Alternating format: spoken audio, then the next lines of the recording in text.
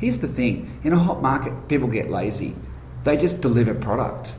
There's a whole lot less care about, what can we do that's going to be compelling. So, as crazy as it sounds, a difficult market is far more exciting to me because you have to work harder, you have to think harder, and you have to ensure that what you do is going to actually get people's attention. You are listening to the Property Developer Podcast, your home for tips, ideas and inspiration to help take your developing to the next level. Now here's your host, Justin Getty. Hello and welcome to episode 47 of the show. Thanks for joining me. I trust you are well. I'm doing great. I have a terrific conversation coming up with a real thought leader in the development industry, and I'm sure you will enjoy our discussion. I certainly found it quite inspiring. Before I get to that, here's an update on my two projects.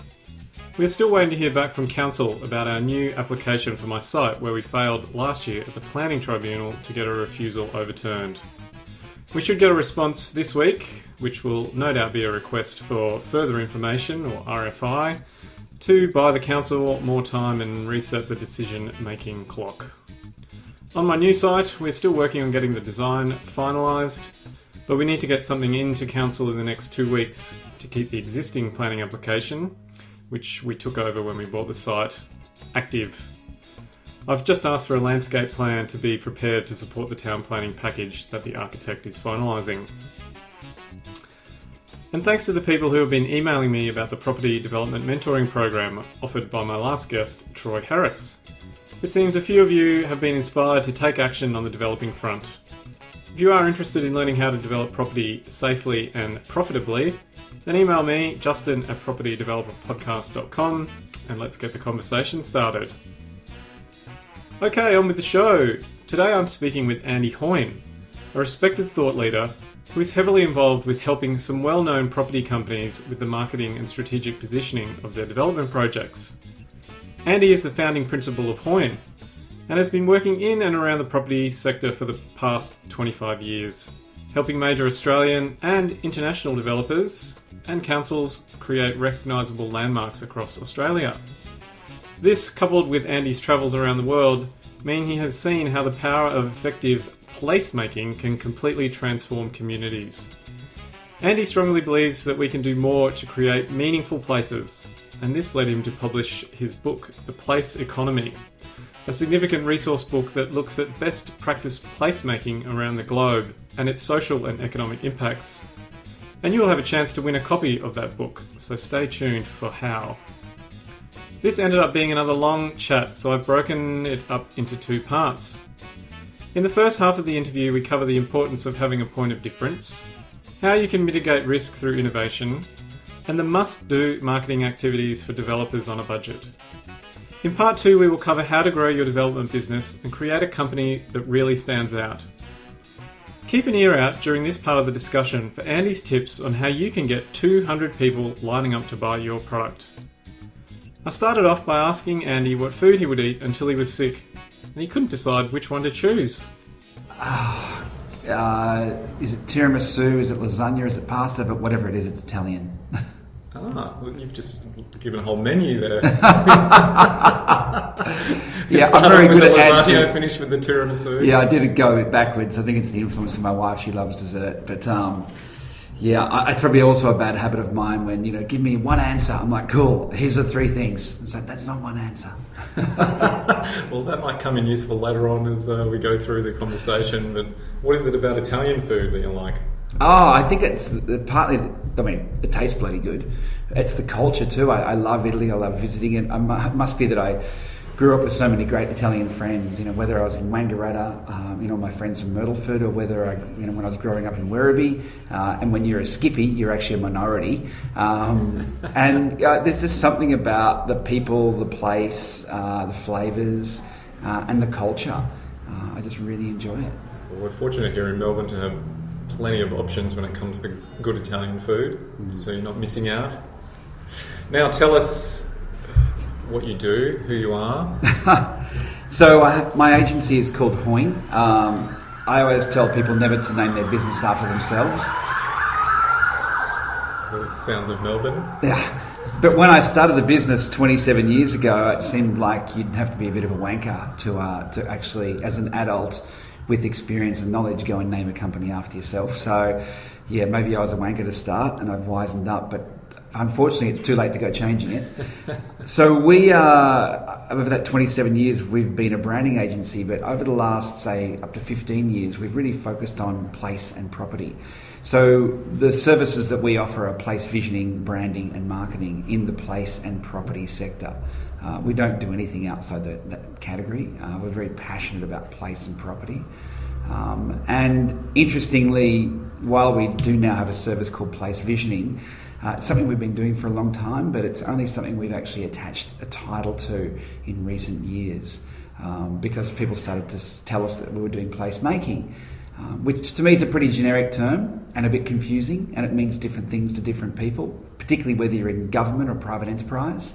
It's either considered a nice value add for the community or a bloody expensive cost that I don't want to have to spend money on. The reality is that by doing place visioning, it's neither just of those things. It's really a service that focuses on collaborating with all the key people in the development process at the very beginning to ensure that you are creating something that is distinct, unique enough that it will engage the market and will actually create a narrative through the entire construction and development process, so that every other consultant can get on board and understand what makes this development special, why people would pay more money for it, and what the overarching concept is and the story attached to it. So for us, it's probably the most important thing that we do in all projects before we even get to branding and marketing. And so can you break it down what that actually means when you start saying place visioning or place branding? Can you give me some examples or projects that help articulate or elaborate on what that actually looks like? Yeah, well, for me, they're two very different things and at very different ends of the spectrum. So for me, place visioning is really about coming up with an idea about what a development should be. I just have dozens or hundreds of examples, and it's hard to start with one specifically, but rather than do that, it's as diverse as a client coming to me and saying, hey, I'm going to develop a white goods centre, and us saying, well, actually that's probably not the best use of that site. Let's actually assess the needs of that community and what's really missing. And in doing that assessment, finding out, well, actually what that community really needs is an entertainment centre, not a white goods centre. And so actually looking at the feasibility and actually what could possibly be constructed on site, instead of just having a boring one-level white goods centre, you've got a three-level entertainment centre, which possibly at a lower rate per square metre, but over 3 levels is a far more compelling commercial proposition. And instead of being open from 10 a.m. till 5 p.m, it's actually open from 7 a.m. until 1 a.m. That's probably an extreme example. There are other simpler ones where an existing one we're working on right at the moment, where the clients come along and said, I just want to do a residential tower. And we have done a bit of an analysis and said, look, you've got 10 competitors across the road or down the street. If we actually look at this market, there's a lot of opportunity to actually break this project down into a number of components.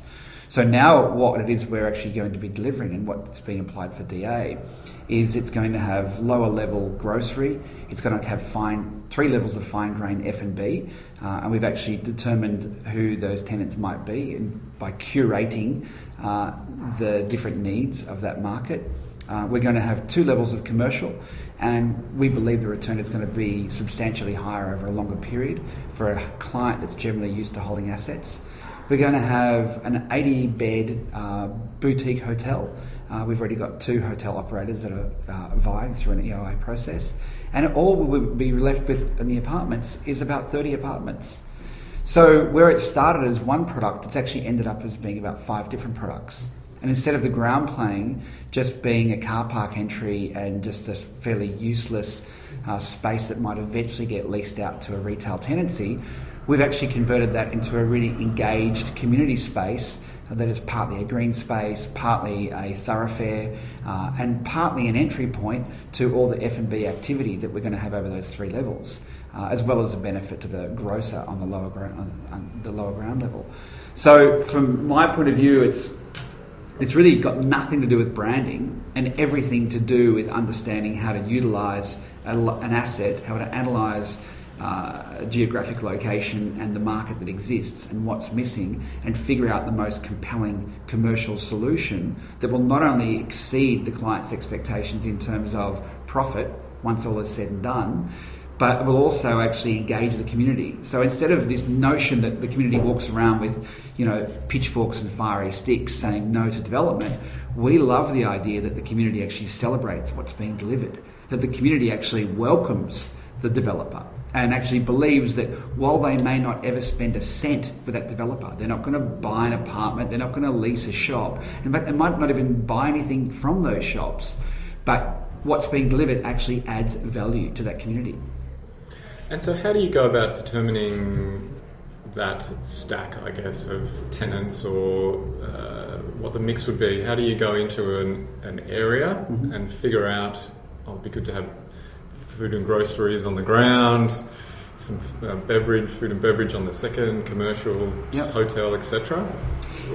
Is that just a gut feel, or it all starts out with analysis. I mean, it is research. It's research on a multitude of levels. You can literally do desktop research and Google all the categories and see what's available. You can actually get documents and read through and see what the market is saying in terms of where opportunity exists and where certain markets are changing in terms of increased needs. But often I feel that it's just walking the streets. It's as simple as spending an entire day walking down, 40 different streets, chatting to the local butcher, having a word to people on the street, and then being a bit confused about who you are and why you're asking all these damn questions. And just finding out and getting, to be able to tap into locals and getting a sense of what they think is missing. And once you get some of those insights and you investigate them a bit more deeply, you can determine what are real and what are not, and what have commercial opportunity and what do not. And so that's actually not that difficult a process. But sadly, it's a process that I think very few developers ever undertake, which kind of blows my mind because, in our world, a really tiny development might be tens of millions, and a big development might be hundreds, and a major one is billions. And yet, I'm surprised so little analysis gets done on what actually needs to be created, as opposed to this notion that a developer says, well, I do apartments, or I do commercial, or I just do industrial.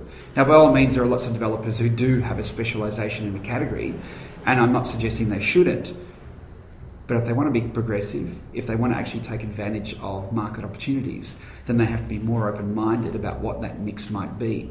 Or they may need to pivot. And if they've got the right-sized organisation, it's just about hiring the right skills to help them pivot. That was a question that I wanted to ask you. How does a developer evolve, or how do they react when you go to them and say, instead of your tower full of residential, we're proposing a mix of commercial, hotel, etc. If they're a residential developer, as you say, and that's their specialty, and they're used to building towers or apartments, whatever it is, they're good at that, they know that. You come along and say, you're not going to do, we don't suggest you do that, Mr. Developer or Mrs. Developer. We should do something new. How do they adapt to that, or what's the reaction, and how do they then take that and move forward? So when an existing or prospective client approaches us and says, look, this is our plan, this is what we're looking to create, I'd say half the time we look at it and say, that's great, wow, this is really interesting. We believe we can add value in a lot of instances, and it might be about finessing the approach, it might be about being more specific about a really clear audience. It might be about adapting some of the approach to the product so it actually meets the needs of that particular audience. But for half the cases that we would look at, I'd say the developers got it pretty close to right. For the other half, we would respond by saying, look, I understand why you've arrived at this conclusion. You've got a lot of experience. However, I think you need to consider some of these factors, the current market, and what we believe might be some great commercial opportunities. So we would make suggestions, initially just free sort of top line, just to kind of start a conversation. People generally fall into two camps very, very quickly. Literally, from a first conversation, we will find that about 70% of developers will say, wow, this is great insight. I hadn't considered that. Loving all the things you've got to contribute. We would certainly give that a lot of consideration. At the very least, why don't we start working on this together and actually go through the process to see what it is that we can ultimately create. And in some instances, that might push a project back 3, 6 or 12 months. But we'll only ever do that if we believe that the upside from a profitability, approvals and product point of view is going to be so much exponentially better. So it's not about trying to get sort of a 2% increase. It's really because we think maybe there's the ability to get 10 or 20% increase and a smoother process. For the, say, probably 30% of the clients that wouldn't react well, they'd say, no, we're not interested in that. We just want to bang out these apartments or townhouses. Or, no, we've got it sorted. This is what we've always done. We just do that. We just need you guys to do some branding and marketing. In those instances, we would either politely decline and just say, look, we're probably not the best fit for you. There are other firms who do branding and marketing. In fact, they're everywhere. They're not hard to find. Look, we wouldn't say this out loud because we wouldn't want to be offensive, but we just don't want to work on shit projects. Life's short. No one's listening, so it's just me and you. Yeah, so look, I really value my time on this earth, and I want to know that every day I go to work, I'm working on something that I enjoy. And we've got a team of over 70 people, and the only way to keep great people is to give them great work. I mean, yes, culture is important, the way you treat them is important, how much money you pay them is very important, but you've got to have great work. And if we start accepting shitty jobs, people are going to get depressed. How do you get passionate about delivering a solution for a shitty job? So we really want to see people be successful. Whilst people look at our business from a very sort of traditional mindset of branding and marketing, we really think that we're business people who are consultants trying to add value to both the community and the client's product and profitability, and in the process ensure that what's being delivered is best of class. I want to explore this idea that you talked about where you'd go back to the developer and say, listen, instead of the residential, we're going to do this mix because we think this area is ready for it, or there's nothing else being offered, your competitors are doing the same but different. How do you forecast ahead? Because, say, 2 years ago, for example, 3 years ago, someone came with a residential project and the market's pretty strong. I mean, the natural tendency would be to say, well, residential's really hot, why would we do anything else? We think this product's going to sell. Yeah. It takes a couple, 2 years to get your permit, by which stage the market has turned and now residential is a bit softer and everyone's talking about owner-occupier markets or doing hotels or putting a mix of commercial. Yep. Now that's the sort of flavour of the month. Mm. And so you can go back to a developer and say, let's do this different type of tenancy stack. Yep. And everyone goes, oh yes, that's a great idea. That's what the market wants now. So how do you forecast out a couple of years to try and determine what the market's going to need in 2 or 3 years' time as opposed to what's good now? Sure. So the amount of time that we would change the mix or propose to change the mix would be maybe 10 or 15% of the time. So it's not the bulk of the projects. It's really where we see a fantastic opportunity. And those opportunities need to belie timing from the point of view that a really quick project in development, it might be 18 months, more likely 3 years. And, if it's a master plan or a multi-stage project, we're talking 6 to 10 years. So you have to come up with solutions that mitigate the issue of the changing market, because markets will always change. That's just a fact. There's no such thing as a solution that belies a market. But solutions that actually focus on 2 key aspects will always be successful. And the first one is looking at the local existing market and who the competitors are and what product exists. So long as you actually have a point of difference and you're offering something that is not saturated in that market, you create it correctly, you will always find a great market. And secondly, it's about actually the product itself. So what is it you're doing to create a distinct point of difference? Do you have a heritage component? Do you have an incredible architect that's done something that's going to be so award-winning that it gets heaps of media and attention?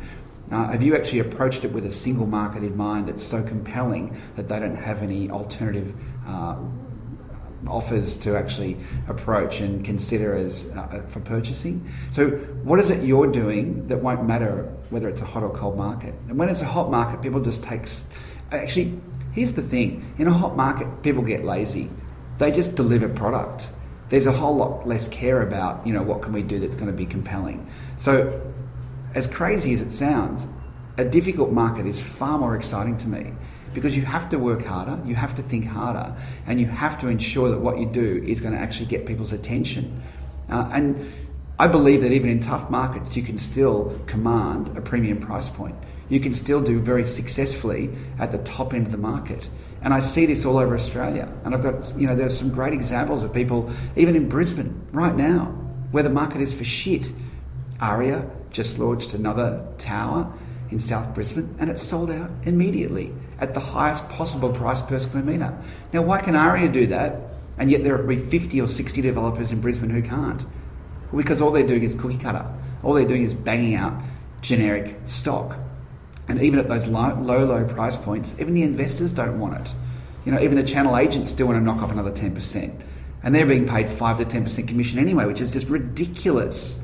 Yet what are Aria doing? Well, they're selling at about 20% above that market. They're selling out immediately, and they're probably paying really low commissions because it's an easy get, because people want to be a part of the product they create. That's a good point. So what is it that they're doing that separates them from everybody else? Well, they're a good example because they're probably one of the fewer developers that actually understand how to create a compelling ground plane. See, the problem is in development, everybody gets fixated on where all the GR exists. Now, if you look at your gross development value and you go, well, 98% of it is in the apartments and the tower and only 2% of it's in the ground plane, people ignore the 2%. But actually, it's the 2% that can be the compelling proposition for the entire tower. Because it's the 2% that you walk in and out of every day. It's the 2% that actually creates a meaningful destination for people who don't live there, whether it's a bar, a restaurant, or a shop, or it's even just an incredible entry space. And it's that 2% that actually can influence a developer to increase the overall price of what it is it's taking to market. So what Aria does really well is that they know how to curate good F&B. They don't do that lazy shit of just putting a leasing sticker on the window when they finish and hoping someone will come along and stick a kebab shop or a 7-Eleven in there. And how depressing would that be if you'd bought an apartment on top of one of those? Only slightly less depressing than actually having the ground plane empty with Felice stickers on it for the next 2 years while it just grows dust and flies under the front door. Yes, I've seen one of those recently that I drive past regularly on a corner, and it's been vacant for 9 months. Yeah. So what Aria does different is agency stickers going up every 3 or 4 months. They create their vision up front of what their development is going to be, how it's going to have a point of difference, who the clear and distinct market is, not something for everyone. They then go about speaking to the right kind of F&B operators. They do them a deal. They might actually give them a rent-free period. They might even fit out their restaurant for them for free.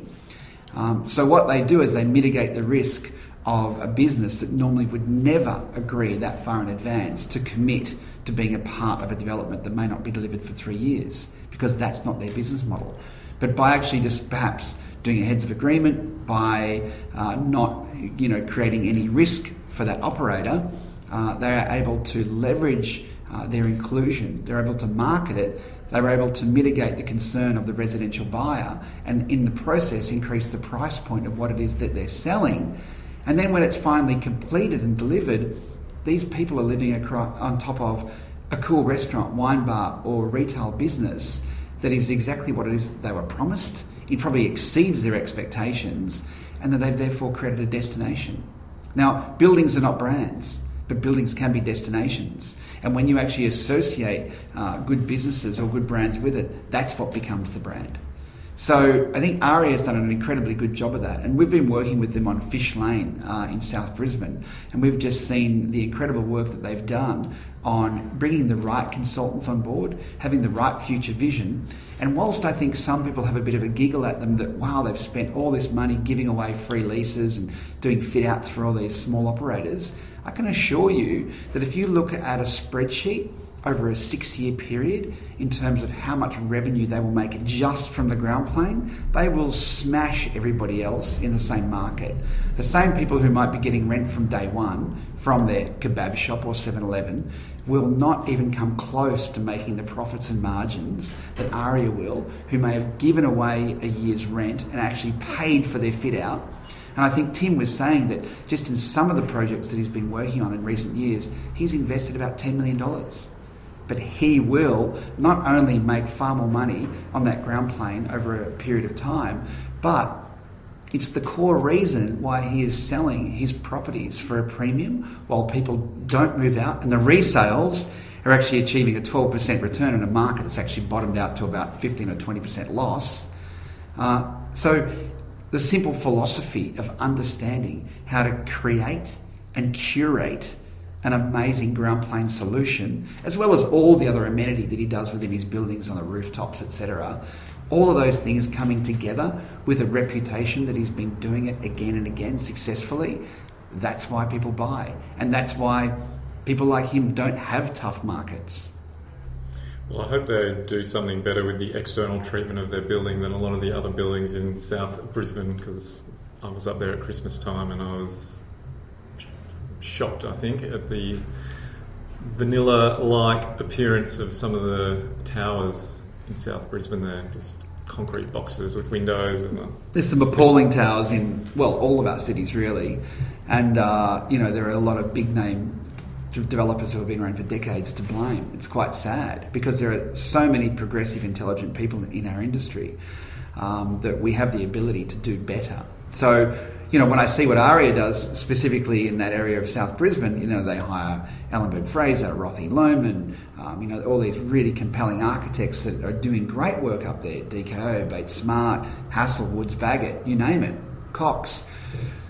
But the reality is that in some of these markets, we have opportunistic developers who are trying to take an approach that they think mitigates risk.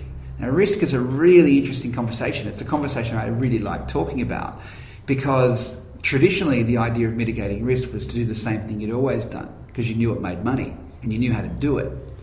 But the reality is that these days that is the most risky thing you could ever do because no one gives a shit. No one's going to line up, no one's going to pay a premium, and certainly no one's going to celebrate your arrival. So the only way to mitigate risk is actually to understand what it is that people want, create a compelling solution, exceed their expectations, by all means charge the moon and back because you will find a market who is willing to pay it. That's business 101. So where's the missing link? Well, what you're saying to me, I'm common sense. nod my head and go, yeah, of course. But yet, what percentage of the market Australia-wide do you think does that? I don't know. 5%? Really? I think 10% if we're being optimistic. Yeah. So I agree with you. What I'm saying is not clever. It's common sense. But yet, at least 90% of the market in Australia does not do it. We're talking about billions and billions of dollars in investment that has not been capitalised on, that people are not getting the returns they should for the risks that they're taking. And sadly, the community is not getting a solution in the built form that they should be getting in this day and age. Well, let's explore that a little bit more then around why are people or why are developers reluctant to do that? Is it just because they don't know how? It's just an added capital cost? Okay, so call me, I'm generally an optimistic guy, but now you can start calling me a skeptic. Who are developers run by these days? Are they run by entrepreneurs, innovators? They used to be run by architects. They're now run by CFOs. What do CFOs do? They cut costs. Do CFOs invest in entrepreneurialism, innovation, or progressive thinking? No, most of the CFOs I know actually are great at going, let's spend less money, let's do what we did last time. So who's in charge? And who are they beholden to? Well, their idea of risk mitigation is to ensure they're delivering the best possible returns for their shareholders, but at the lowest possible risk. And so they've got the equation wrong. So sadly, the people in charge of the spreadsheets and the P&Ls are really the ones that are looking at it with the wrong mindset. And when we think about innovation, it's often being executed by some of these independent developers who actually understand what it is the market wants and how to bring it to them. And don't get me wrong, I'm not saying that big developers can't do this. In fact, I think Mirvac are incredibly successful at creating some of the best innovation this industry has seen and delivering incredible product for the price they sell it for. Fraser's Property, another fantastic example. I mean, these guys have delivered some of the best developments known globally in Australia, and they've been awarded for it. So it's not that big business can't do it. In fact, big business has the best chance of doing it because they can do it on scale and they hire some of the best people in the industry. But they're not all there. And if you actually look at the top 15 development companies in Australia, I'm not sure how many more you'd start adding to that list. So if I sit down with you and go, come on, Andy, I'm a small time developer, I don't have billions of dollars to spend on a project, I understand the concept that it's good to invest in branding or coming up with a concept, but how do I do it? What do I go about doing it? And without, I can't go and spend $1 million on branding or marketing or consulting with you. What are 3 or 4 things, or what would you say to me to help me out? So the first thing is you actually don't need to spend a lot of money to get this right, because it's just about ideas. And I remember reading a quote from the CEO at Sunland, who are an incredibly good developer. They've done some amazing stuff Australia-wide, particularly in Queensland. And he said, we don't spend any more on design. Everybody thinks that we're spending a fortune on design, but we're pretty much spending the same. Yeah, it looks better, and yeah, it seems like we've got better materiality. But partly, we achieve this because of the incredible relationships that we have with our suppliers and consultants. We are loyal, we give them all our work, they give us a good price, and we just continue to work together to create these outrageously good solutions that the community celebrates. And yet we're making fantastic margins too. So to answer the question in the context of a really small developer, is that firstly, it's just about getting the right people in the room to get the idea right. No, don't just jump in and say, I'm delivering 6 apartments. Say, okay, well, if you're only going to do this tiny little 6-pack, no worries. How will you deliver something that people will line up for? How will you get 200 people registering their interest to buy your 6 apartments? Well, you've obviously got to have some great design. That's a given. You've got to think about who your market is and make sure that you're catering to that market. In fact, if anything, when you're a developer doing a small project, it's easier because you're not trying to figure out how am I going to compel 500 people to buy here. You're only compelling 6. So, wow, 6. You can be very clear about what it is that you're going to do that's distinct. Is it just going to be about the architecture? Is it going to be something incredible about landscaping? Are you going to decide to do rooftops? Are you going to target families and make sure that you've got great basements for storage and extra things? Are they going to be focused on people who like wine with a wine cellar? Are they going to be marketed the gay community and therefore designed in a particular manner that doesn't need to accommodate children or other things? Are they going to be people who like animals and they're pet friendly and there's a great little yard for their dogs? The ideas go on and on and on. They're just ideas, and we can all sit down and come up with 100 of them pretty easily. But it's about what's appropriate. So it's just about having the right conversation with the right people at the beginning, because after the beginning it's too late. So it doesn't matter if you're only creating 6 apartments. And at that point you go, okay, well, where do the big costs come in? Well, how much money do I have to spend on branding and marketing? Well, the truth is you should spend nothing on branding because you're not creating a brand. I mean, if you want to call the name and logo a brand, so be it, but it's just a marketing campaign.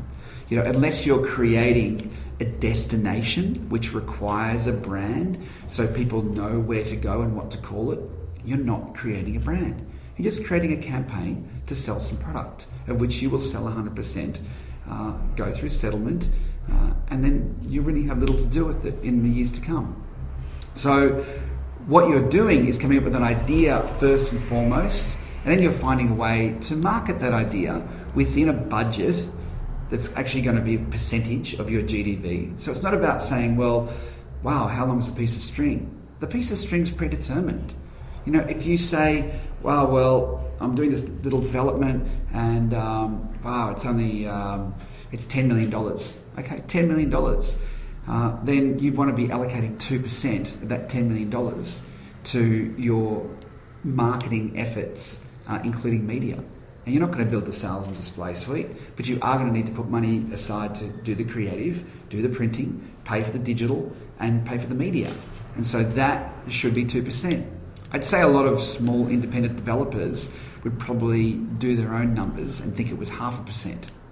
But I'm telling you it's not, it's 2%.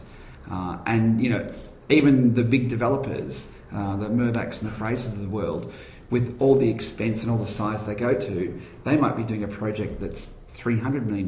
They still allocate 2%. There are a lot of other developers who might only allocate 1%. And for a major project, you can get away with that sometimes. But it's actually harder for a really small development because 2% of not much is still not much. So it's actually what can you do with not much? And surprisingly, you can do a lot. I'm glad that you mentioned that. That was my next question. What would you start executing on? What would be your handful of must-have marketing activities that you would then execute? Okay, so every project is unique, as we all know. And so the first thing, as I say, you know, you put a little bit of money aside to actually create a place vision. Now, you can do it yourself, you can do it with a bunch of people in the room, but you need to come up with an idea that literally becomes the brief for the architects. So don't go to the architects and let them figure it out. As much as they enjoy that on occasion, they want to understand what the vision is that you have and why you have it. So be really clear about who you think the audiences are and why you think a particular product approach is going to appeal to them. And by all means, be open to challenge, be open to them fighting back and coming up with a better solution, because all you want is the best solution. But once you've got that vision locked down, that plan, which becomes a brief for the construction, for the development, but it's basically a business plan as well, because that should inform the way you think about how much money you're allocating, the margin that you expect to achieve. At that point, once you actually have determined the approach, I think when you think about marketing, it's about thinking about, the first thing I would ask is, are you on a busy road? Because if you're on a really busy road or you're in a great location, one of the first things I would do is hoarding. Now, if you're in the city of Sydney or certain locations around Australia where you're prohibited from doing marketing hoarding, that sucks. But for the other 99%, for the right location, I honestly think hoarding is one of the most compelling ways to get people to register their interest on a microsite. Now, obviously, it goes without saying that you need a website that's mobile friendly. It doesn't need to be all bells and whistles. It needs to be enough to engage someone with a bit of information. But the real job, remember, is to get them to engage with the sales team. We want to direct them to the sales team. We don't want to give them everything. And that does change with different projects in terms of how much information you can and should provide. So digital assets, obviously from the microsite of the website, then to digital advertising. Lead generation is one of the single most important things that you should be focusing on in terms of activating prospective buyers through social media and other digital leads to deliver them straight to the sales team. Whether you do print collateral, it's been common for our entire history of doing marketing that we would end up doing a very attractive brochure. Look for a really, really small development as much as you'd love to do it. It's not always 100% necessary. We've pretty much done it on every project, but is it 12 pages or is it 60 pages? Well, the budget determines that. So you pretty much have to work backwards, because the reality is you're going to create CGIs. You're going to create 3, 6, 10. So it's really getting the core things written down first and then working backwards. So you might have a list of 10 things that you'd like to do, from EDMs through the sales agents, through to a letterbox drop, which are generally a huge waste of money for most projects these days, to print advertising, which has also been less effective, but also dependent on which type of project. So it's about getting your shopping list down, putting your most important things at the top and your least important things at the bottom, putting your budget next to it, and then working your way down the list to that point that you put a red line through it and go, well, look, I can have the top 4 or 5 things. I'd love to have the bottom 4 or 5 things, but my budget just doesn't allow for it. Don't try and do 10 things cheaply. Just do 5 things really well, because it's the quality of what it is that you do that will determine how attractive it is to those prospective buyers. And it's the effectiveness of the media. What about video? Is that a video must-have these days? Look, I didn't mention video because I think I was trying to talk about this in the context of a really small development with a really small budget. But for us, video is mandatory. Now, I wouldn't say mandatory for a really small development because, you know, you might be looking at a tiny budget of, you know, maybe $60,000, and I'm saying, well, the video is going to cost you 10 or 15. You're thinking, well, shit, that's a pretty big chunk of my little budget. But for anything of any kind of meaningful size project, video is mandatory. There's no grey area. There's no, oh, well, maybe that's debatable. It's just simply not debatable. It's mandatory. And then what's important about that video then? So, you know, the video you can use through lead generation channels. You can chop it up into lots of little mini videos. You can use it through the EDMs. So when the sales agents are sort of engaging with the people who have registered their interest, they can actually use short tidbits of that video chopped up to constantly provide new information. The reality is that when you're getting an EDM, if it's got a video component, you're far more compelled to look at it, to click on it, and to even inquire about it. So factually, video works in that context, and factually it works through a lead generation and social media platform. It's also great for larger projects to have in a sales and display suite. It's great when you've got a compelling, sizable website. And it's great when you actually use it in other forums, particularly for larger projects that have a lot of other channels. And then what about working with the selling agents? Do you sit down with them and go, here's the vision, here's where we think the interest is, or where the audience, we're going to pique the audience's interest? Is that something that you would also do as well? You know, you should always have a hand-in-glove relationship with the sales agents. Bizarrely, a lot of developers try and keep the marketing people and the sales people completely separated, which is just simply crazy. I still to this day don't know why it's so common. Yes, we might have differences of opinion, but good. Get them out on the table. Get them out early. Have that challenge. We might be wrong. They might be wrong, or either way. But let's just have an open discussion. We're all adults here. We're all professionals. We all want the exact same outcome. So let's have the difficult conversations at the beginning. The other thing that surprises the hell out of me is that sales agents are usually engaged at the point that the developer is ready to go to market. Another insane proposition.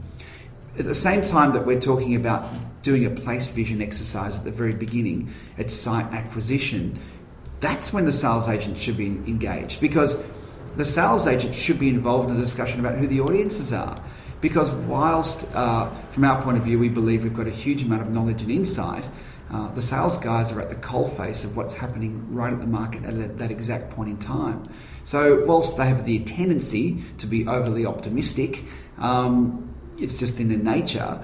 It's also good to kind of hear anecdotes about what's happening right then with those markets, and also allowing them to have the input on, you know, product types, product configurations, what they can sell, what they can actually put on the table, what people are going to respond to. So for me, I've always been completely confused about why sales agents, whilst they might not start selling for 12, 24 months, why they are not at literally ground zero of the conversation. I guess that's because maybe the developer hasn't decided yet who they want to use, but I would have thought most of the time they're probably 90% sure about who they're likely to use to sell. I mean, I know. Yeah, look, it's a fair point. Sometimes the decision hasn't been made, but, you know, I mean, the idea of actually getting someone in, even as a paid consultant, the idea of like not just constantly being fixated with free advice, which the property industry has a strong tendency towards, but actually paid advice where there's no long-term commitment. Come in, we'll pay you to be involved. You know, we're not talking big bucks, a very small amount of money, but to actually consult with us on this process, we're not guaranteeing you'll get the sales. The high likelihood is if they do a good job, they probably will, and they probably don't even want to be paid. But I often say to people, it's easier to pay people. People think, oh, it's great, they don't want to be paid, I'm getting a discount. But no, it's not such a thing as discount. There's an expectation then on behalf of that consultant who's provided that free information. So my view is just pay them and you're done, and there's no expectation that you need to do anything if you weren't 100% satisfied with the contribution they made. And then at the point at which you need to decide on a sales agent, 12 or 24 months later, choose the most appropriate sales agent. Choose the sales agent that might have changed directors or principals or heads of sales, or who's achieved the best sales in the area at the time, or who's really sort of gunning at the moment, who may not have really been at the top of the market 2 years previously. There's a saying that free often comes at a cost. Yeah, it's so true. So true. And so what are the challenges you face then as a marketer? Okay, there you go. Part 1 of my discussion with Andy Hoyne. I think it was chock full of ideas and inspiration to help take your developing to the next level. We keep mining for more gold in the second half of the conversation, so make sure you catch that in the next episode. Here are 3 lessons I took out of that part of my chat with Andy. 1. Successful property developers understand the importance of having a point of difference. It was a great point that Andy made around the challenges you will face if you deliver the same offering as pretty much everyone else. It means you will ride the ups and downs of the market. Without offering something compelling, how can you expect to influence the price upwards? Andy gave the great example of how the bottom 2% of a building, if done really well, may in fact positively influence the prices of the 98% of units above it, because there is something really interesting and attractive there for buyers. Andy suggested hiring really good, clever consultants who can really help you shape something special. 2. Developers can mitigate risk through innovation and difference. Following on from the previous point about being different, if you want to get high returns, then Andy talked about not just continuing to do the same thing over and over again. If you can understand what people want, create a compelling solution, and exceed people's expectations, then you will be able to find a market for your product and command a higher price.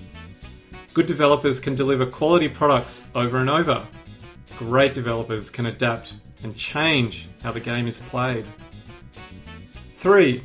The must-do marketing activities for property developers on a budget. I love how Andy came at this question from the point of, how do you get 200 people to line up for your product? That's a great way of thinking, and something I do for my projects when I get ready to market them. I think, I only need 20 people, or whatever the number is, to love our offering and agree to sign up. So how can I help them fall in love with one of our properties? Andy talked about following this simple process. Step 1. Think about who the market is for your project or property and cater to them. Are they families, wine lovers, dog lovers, or young couples? Whoever it is, figure it out and focus on them. What's going to light their fire or get them excited? Step 2. Have a great design that will attract people. Step 3. Work out what is going to be distinct about your project. Then come up with an idea and find out how to market that idea. Remember, Andy advised to do a couple of things really well, rather than trying to do 10 things cheaply. Andy gave you a rule of thumb of a budget of 2% of gross revenue for marketing activities. Okay, that's it for part 1 of my inspiring chat with Andy Hoyne. Make sure you tune in to part 2 as we go deeper into what you can do to grow your developing business. If you enjoyed that chat with Andy, you might like to revisit my discussion with real estate agent and property entrepreneur David Stewart in episode 24, where we talked about marketing and selling your projects. David had this piece of advice for developers who want to stand out in a crowded marketplace. One of the biggest things that developers themselves can do is create something that's a little bit unique in the marketplace. Create something that reduces that sameness. If you create something that's unique, different, then you're not suffering the same levels of comparative problems that you have with properties that are all the same. David and I covered some good ground in that chat, so dig up episode 24 and take a listen. Don't forget that if you are interested in learning how to develop, then email me, Justin, at propertydeveloperpodcast.com, and I can send you some information about the program.